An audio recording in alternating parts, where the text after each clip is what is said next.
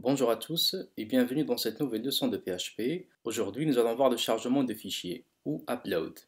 Des fois, au lieu de télécharger des fichiers depuis un serveur, on a plutôt besoin d'en lui envoyer. C'est le cas par exemple de poster une vidéo sur YouTube ou de mettre sa photo de profil sur un réseau social ou encore de joindre une pièce à un email.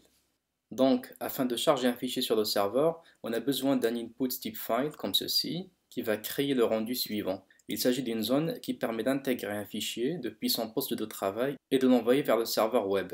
Cependant, pour que le upload soit fonctionnel, il faut impérativement que la méthode de l'envoi du formulaire soit POST. C'est obligatoire. Et en plus, il faut expliciter l'attribut anctype comme ceci.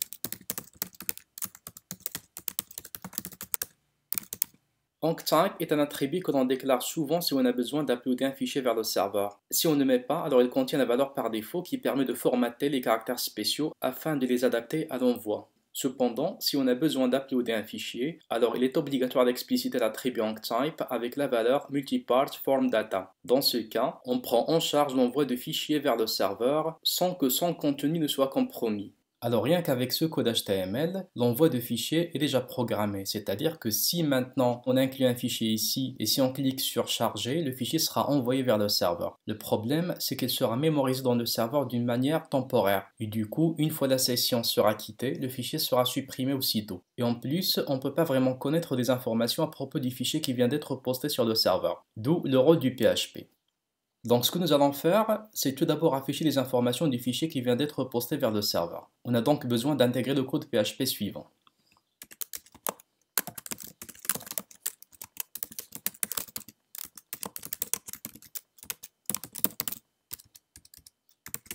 C'est-à-dire, si je clique sur le bouton valider qui est là, on va faire le traitement qui concerne le upload. Et ensuite, on va afficher un message en bas du formulaire comme ceci.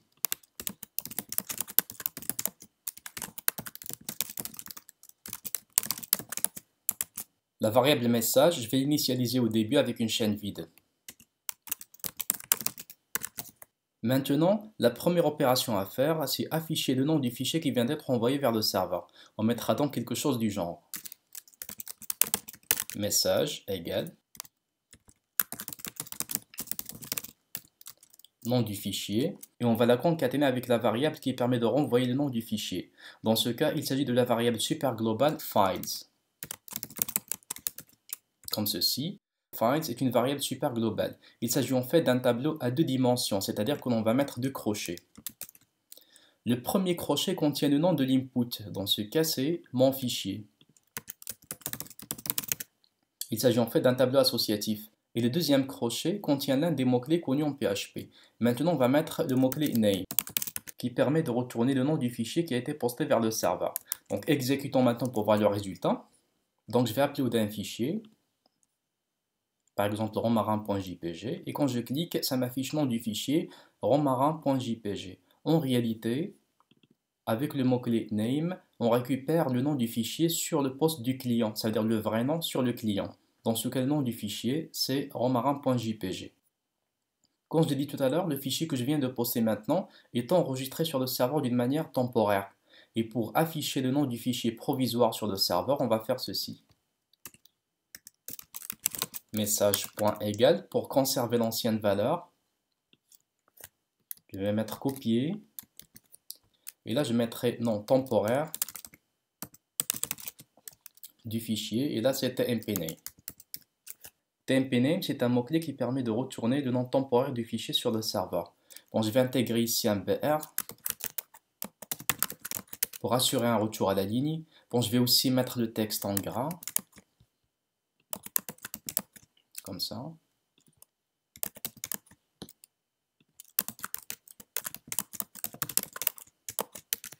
Voilà, comme ceci. Exécutons maintenant pour voir le résultat. Alors, le même fichier toujours. Quand je mets chargé, ça m'affiche le nom du fichier c'est romarin.jpg et le nom temporaire c'est ça. En fait, il est déposé dans un dossier par défaut du PHP, mais bien sûr, on peut changer ce dossier à travers le fichier php.ini. Maintenant, on va afficher le type du fichier. Alors, on va mettre copier-coller. Là, on mettra type. Et là, c'est le mot-clé type. Exécutant, toujours avec le même fichier. et ça nous affiche image/jpeg. En réalité, on appelle ça type et mime. Donc le type, c'est une image et le mime, c'est en quelque sorte la nature de l'image. Bon, c'est jpeg, gif, etc. Dernière information affichée maintenant, c'est la taille du fichier. Alors toujours copier-coller, et on mettra ici taille du fichier.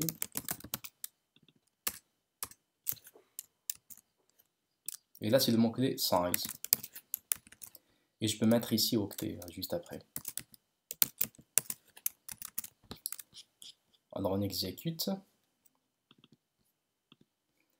Et ça me donne 180 kilooctets à peu près. Alors là, c'est la taille de mon image. Bon, maintenant, on va changer de fichier. On mettra par exemple un document PDF. Et ça nous affiche les informations suivantes. Bon, on voit bien que le document maintenant, ça pèse un peu lourd, donc ça fait 2 mégas. On va tester un autre fichier, c'est un fichier texte dans ce cas. Et on voit bien que le type, c'est text plain, avec une toute petite taille. Parlant justement de la taille, il faut savoir que PHP, il a des limites. Ça veut dire qu'il ne va pas autoriser toutes les tailles. Il faut quand même ne pas dépasser une certaine valeur. Et pour avoir une idée de cette information, on va encore faire appel au fichier php.ini. On va d'abord afficher son chemin. Bon, je mettrai directement ici php-info. On exécute. On va prendre ce lien. Bon, je vais l'ouvrir avec le terminal. Comme ceci. Et on va chercher la ligne file size. Et voilà. Donc en réalité là c'est une section qui est consacrée à l'upload des fichiers. Alors là ça dit que le serveur autorise l'upload des fichiers. Et là c'est pour le dossier temporaire où on va mettre les fichiers temporairement uploadés sur le serveur. Et ici c'est la taille maximale à ne pas dépasser. Sur mon serveur ça mesure 32 mégaoctets. Mais on peut bien trouver d'autres valeurs comme 10 mégaoctets voire même 2 mégaoctets. Et bien sûr vous êtes libre à modifier cette valeur comme vous souhaitez.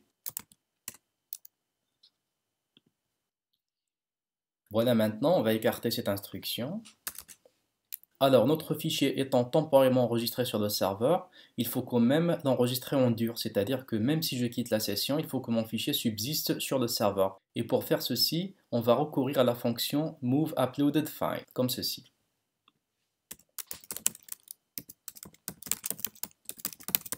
moveUploadedFile, c'est l'équivalent de la fonction copy qu'on a vu dans la leçon consacrée au fichier. Alors il contient deux paramètres, la source et la destination.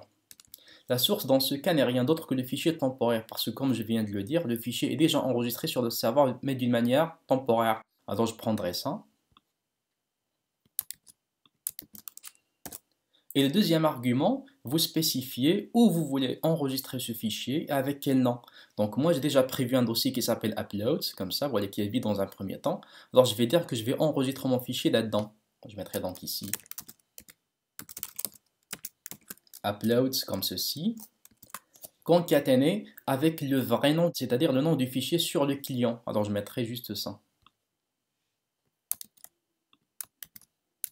Bien sûr, il faut faire attention à ce que le fichier n'existe pas déjà, parce que si vous conservez les noms du client, dans ce cas il est possible qu'il y aura une collision. Et du coup, un fichier qui est chargé et qui contient le même nom qu'un fichier déjà existant, alors il va tout simplement l'écraser. Alors il faut faire en sorte de choisir les noms d'une manière unique.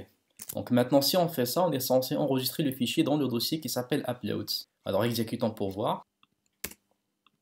On va prendre par exemple le romarin.jpg. Quand je mets chargé, il m'affiche les informations. Et maintenant, je vais me rendre dans le dossier. Je vois bien que le fichier est maintenant enregistré là-dedans. Bon, je vais essayer avec un autre fichier. Voilà, les informations sont affichées. Et le fichier est encore téléchargé sur le serveur. Notez que la fonction moveUploadedFile retourne un résultat booléen, c'est-à-dire si la copie est effectuée avec succès, il retourne true, sinon c'est false. On mettra par exemple ici if. Ça veut dire si la copie est effectuée avec succès, on mettra message égale fichier chargé avec succès.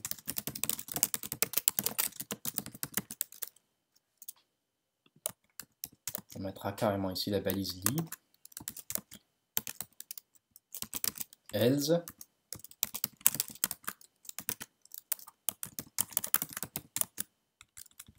On mettra erreur de chargement.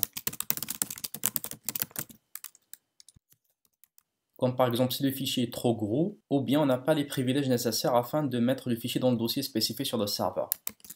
Bon, exécutons maintenant pour voir le résultat. Je vais essayer avec le fichier texte. Donc ça m'affiche fichier chargé avec succès. Ici, je me rends dans le dossier, je vois bien que le fichier a été enregistré en dur. Bien sûr, inutile de vous dire qu'il faut vérifier les fichiers avant de les charger sur le serveur, pour des raisons évidentes de sécurité. D'ailleurs, il existe une vulnérabilité qui s'appelle la vulnérabilité upload, que les pirates exploitent afin de soumettre au serveur des fichiers qui sont nocifs, comme des scripts ou bien carrément des fichiers malveillants comme des trojans, etc. Alors il faut bien vérifier le type du fichier, voire même son contenu, s'il s'agit d'un fichier texte par exemple, avant de l'enregistrer en dur dans le serveur. Autre chose, c'est que si les fichiers sont uploadés sur le serveur, alors ils ont des droits par défaut qui sont spécifiés par l'administrateur du serveur web. Sinon, on peut changer ces droits à notre guise. Alors je mettrai ici par exemple, si l'enregistrement est effectué avec succès, avant d'afficher le message, je vais changer les droits du fichier à l'aide de la fonction chmod. Alors ça nous rappelle la commande chmod de Linux. Dans ce cas, ça contient deux paramètres. Le premier, c'est le fichier sur lequel je vais changer les droits. Dans ce cas, c'est le fichier qui est enregistré en dur. Et le deuxième paramètre, c'est une valeur octale, exactement comme on le fait sur les systèmes Linux, et qui permet de spécifier les droits de l'utilisateur propriétaire, le groupe et les autres. On mettra par exemple 0, 6, 4, 4. N'oubliez pas de préfixer votre valeur avec un 0 pour dire que c'est une valeur octale. Sinon, il va être pris pour une valeur décimale et ça va fausser le traitement.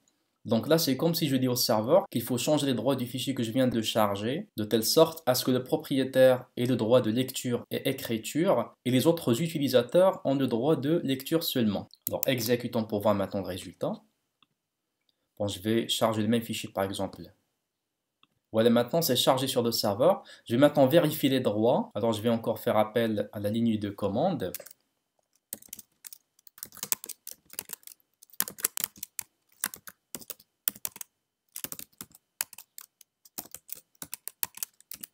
Voilà, maintenant on va mettre ls-l pour afficher toutes les informations, y compris les droits des fichiers. Alors on voit bien que sur le fichier vhost, on a le droit de lecture-écriture pour le propriétaire, lecture seule pour les utilisateurs du groupe et les autres utilisateurs. Mais ça coïncide bien avec les droits par défaut, parce qu'on voit bien que les autres fichiers uploadés ont les mêmes droits. Donc on va changer de valeur, on mettra par exemple 600 pour ne donner aucun droit d'interagir avec le fichier par les autres utilisateurs. C'est-à-dire seul le propriétaire du fichier a le droit d'y accéder en lecture et en écriture. Bon, exécutons maintenant. Voilà, avec le même fichier toujours. Donc maintenant, on va vérifier les droits. Et on voit bien que ça a changé. C'est-à-dire seul le propriétaire du fichier a le droit d'y accéder en lecture et en écriture. Les autres, par contre, ils n'ont aucun droit sur le fichier. Alors ça sera tout pour cette séance, merci pour votre attention et à la vidéo prochaine.